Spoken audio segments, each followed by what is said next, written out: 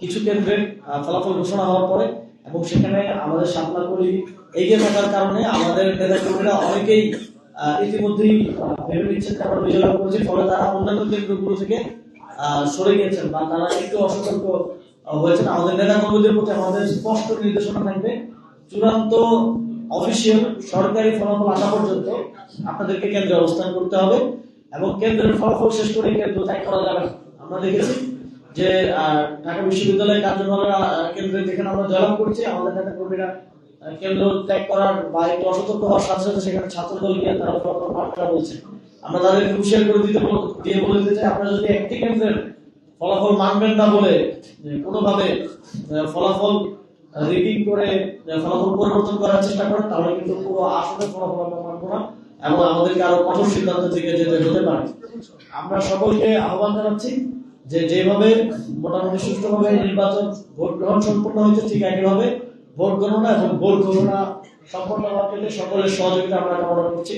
যারাই দেখছেন যে তারা হেরে যাচ্ছেন কিংবা কাছাকাছি মার্জিনের পিছিয়ে আছেন, তারা ভোট কার্যকে কিংবা গণনাকে প্রভাবিত করার যে চেষ্টা করছেন, আমরা মনে করছি যে আপনাদের এই ধরনের অবস্থান থেকে সরে আসা উচিত।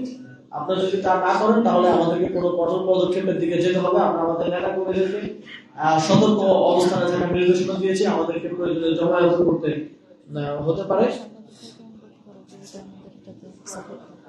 আমরা গণমাধ্যমকে অনুরোধ করছি, আমরা বিগত 2-3 দিন দেখেছি গণমাধ্যম কিছু ক্ষেত্রে বায়াস ব্যবস্থা নিয়েছে।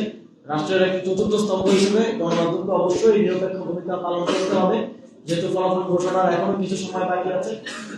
এবং আমরা নির্বাচন কমিশনকে আহ্বান জানাতে চাই যে ফলাফল ঘোষণার ক্ষেত্রে আগে আমরা দেখতাম যে দলকে তারা জেতাতে চাইতো সেই দলের বিজয় সিটগুলো আগে ঘোষণা করা হতো এবং তাদের ফেভারেবল যে পার্টি না তাদের সিট পরে ঘোষণা করা হতো। আমরা নির্বাচন কমিশনকে স্পষ্টভাবে বলতে চাই, আপনাদের কাছে যে আসনের ফলাফল আগে আসবে সেই আসনের ফলাফলই আগে ঘোষণা করতে হবে, যেটা আসবে সেটা ঘোষণা করে দিতে হবে এবং একই সাথে রিটার্নিং কর্মকর্তাদের প্রতি কোনো ধরনের অলিখিত কিংবা মৌখিক নির্দেশনা দেওয়া চলবে না, স্পষ্ট নির্দেশনা দিতে হবে।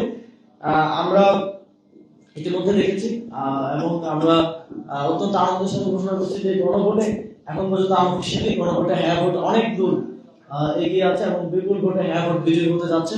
সুতরাং যে দলই সরকার গঠন করুক তারা এই সংস্কার কার্যক্রম বাস্তবায়নে তারা বাধ্য থাকবে এবং আমরা এখন পর্যন্ত আশাবাদী যে 11 দলীয় জোট সরকার গঠনের দিকে এগিয়ে যাচ্ছে এবং আনঅফিসিয়াল রিপোর্ট অনুযায়ী এখন পর্যন্ত 11 দলীয় জোট এগিয়ে আছে। আপনাদের কোনো প্রশ্ন থাকলে করতে পারেন।